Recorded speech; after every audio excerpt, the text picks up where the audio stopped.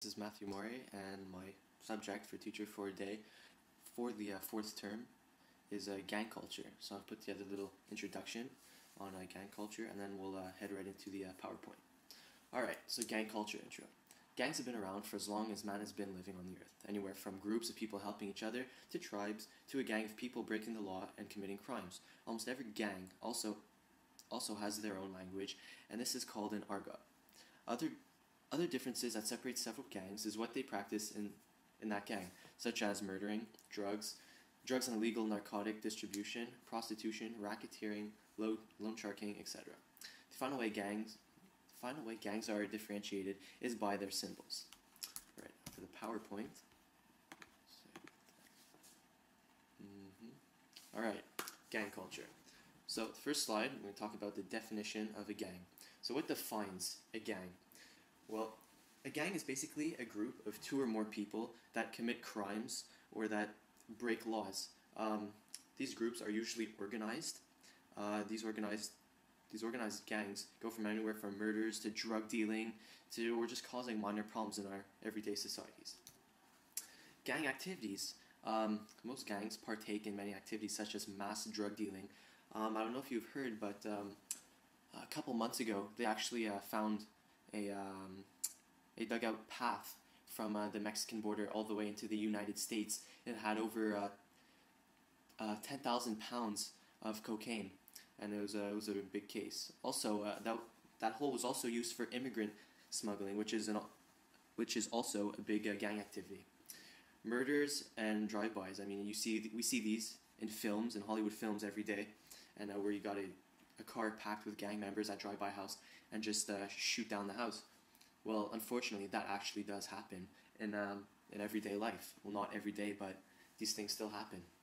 Also, gangs defend their turf. Turf is basically a territory that is sectioned off by, let's say, colors or spray-painted signs on the side of buildings.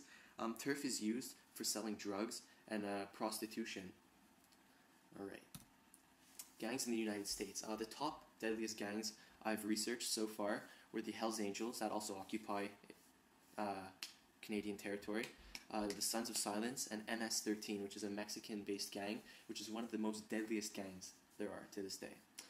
There's well over 30 gangs occupying the United States alone, and currently 800,000 gang members that are still in service to this day.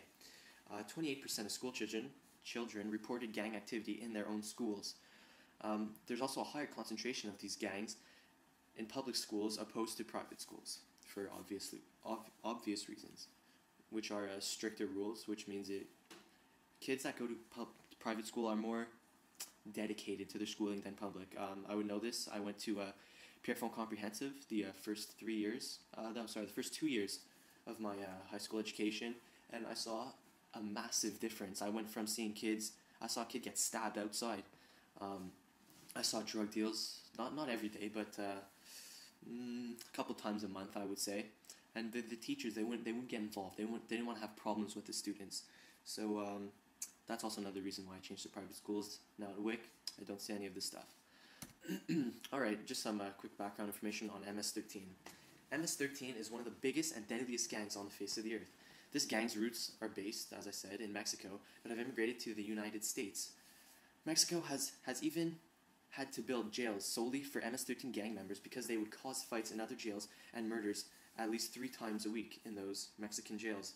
There's also a report a couple months ago as well that we're talking about how the MS-13 gang members are always causing problems in jails and how they control the jails, not the guards. They control the jails. They kill the guards. Right there, they're not able to get out because even the guards are locked into the jails. That's how scared the Mexican government is of this gang. MS-13 is also a very fast and large growing gang in the United States. To be sworn into a gang. Alright, to be a part of a gang, you must be sworn in. So how is this done? Well, there's some gangs that bring it to extremes, such as beatings, which I'll get into very quickly, and there's other gangs that just make you sign papers or give them some money so they could buy weapons or drugs to continue their business. Alright, so to be a part of a gang, you must be sworn in. To be sworn into a gang, you must first take out a rival gang member or get beaten up by the entire gang and survive. For you to join the MS-13, as a male, you have to survive a 30-second gang beating. They call this being jumped into the gang. And as a female, unfortunately, which I found this very disgusting, I almost fell out of my chair when I was reading this on the internet, you have to be raped by 6 gang members to be accepted into the gang. I could not believe this when I read this online. Alright, leaving a gang. Well, if you plan on leaving a gang, unfortunately it does not happen unless you are dead. If you try to leave a gang, they will put a reward for your head. This is done so that you are not tempted by the police to give out some of the gang's information that could help the destruction of the gang, and also, obviously, you're not tempted to leave the gang. There's a report 3 years ago. I was watching a documentary on this on I forget which website now, and it talked about a 17-year-old Mexican girl that was found dead after talking to the police about the gang she had left a few years back. And this girl was raped and then stabbed 18 times in the back and in the chest, and was found in a forest not too far away from a local gang member's home. So my advice: don't even join a gang in the first place. It's basically the end of your life. That's the way I'd look at it. And if you are planning on leaving a gang, I wouldn't do so, because even when you're in police custody and you're still under one of the protection programs, they still have inside people. You're probably more off. You're probably safer in one of these police custody programs, but personally I would stay in the gang and just lay low. Alright, so to finish my PowerPoint off, there's different types of gangs. Like, people just think, oh yeah, gangs are all street gangs, but no, they're wrong. There's also biker gangs. A couple examples of this is the Hells Angels, the Sons of Silence, and the 69ers. Street gangs, the most popular ones, are the MS-13, deadliest gang, Mexican Mafia, and I think this is the gang I've heard about the most, are the Blood and the Crips. People might not call these a gang, or gangs, anti-government groups. I wouldn't like to classify them as a gang, but they're still groups against the government. These people train, as you can see in the picture with the 3 stars in the bottom right corner, these people train as if they're actually in the army, and they carry very large weapons, and I'll show you a couple images after this PowerPoint. And a couple examples of these groups are called We the People, 3 Percenters, and the Oath Keepers. I can't even count how many there are. I wasn't able to find a number on the internet, but I've managed to find a list of all the street gangs in the United States, and just wait until you see this. It's very wow. Here's a list of the gangs in the United States. Every single name that's underlined and in blue is a name of a gang. Look at that. The list just keeps going and going. And this is only in the United States. That's crazy. Alright, so I did some research, and I found some pictures of property that has been seized by the government from gangs.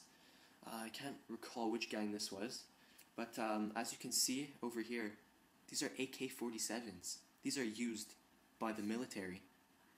Also here you have, if I'm not mistaken, zoom in a bit on this. Yeah, that's a 50 caliber sniper rifle. That has enough power to put a hole through your entire house. The bullet is 3 inches long. That would penetrate perfectly through a cement wall. I just find that crazy. Another image that I found was cocaine and drugs and weapons seized by the FBI. Well, obviously not from Canada, the United States. This looks like from Mexico. And as you can see over here, look at all the ammunition and the drugs all here. Look at those guns. Look how they're almost as tall or as large as this man over here. And look, it's even bigger than the SWAT team's weapons. So overall, I think gang culture is a very dangerous culture to put yourself into. I would never go near one of these gangs. And that's my project for A Teacher for a Day, and I hope you enjoyed my project. Thank you very much for listening. Oh boy.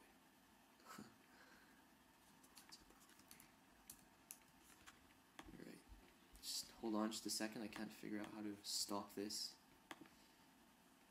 Oh boy. Sorry about this. Give me a second.